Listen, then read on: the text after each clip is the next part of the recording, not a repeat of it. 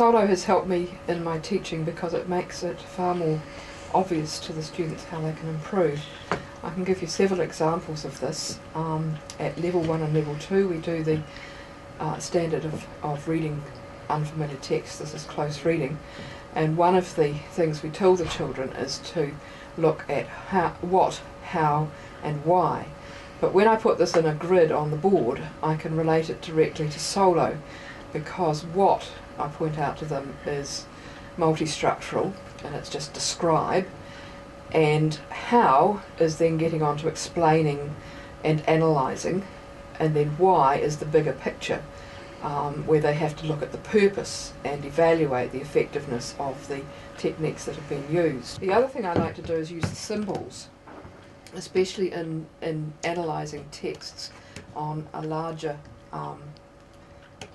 frame. For instance, the 3 lines of the multi-structural I point out are the parts of a novel or parts of a film. So it's plot, setting, character and narrative viewpoint, for instance.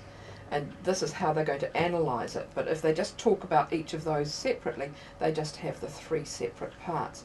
But when you get to the relational, you have to look at all of these 3 parts in order to get the overall picture or the theme.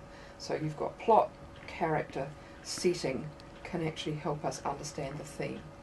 And then what's expected more and more now is that the students are to look at the context of something, or the extra, the bigger picture. And this is the wonderful little satellite.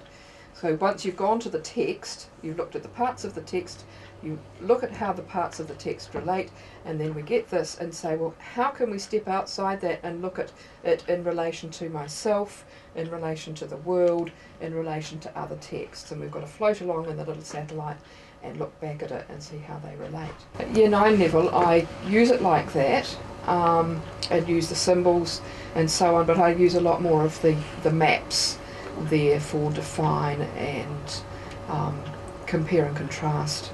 I use these at other levels, but they're very good at Year 9 for what I'm trying to do.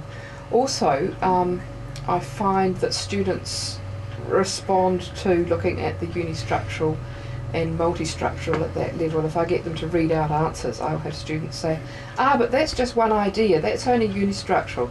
And I actually have seen the improvement, whereas the next day you get the same person to read out their answer and you notice that they're coming to giving more ideas than previously. And then it's getting up into analysing and making connections, which is really, really important.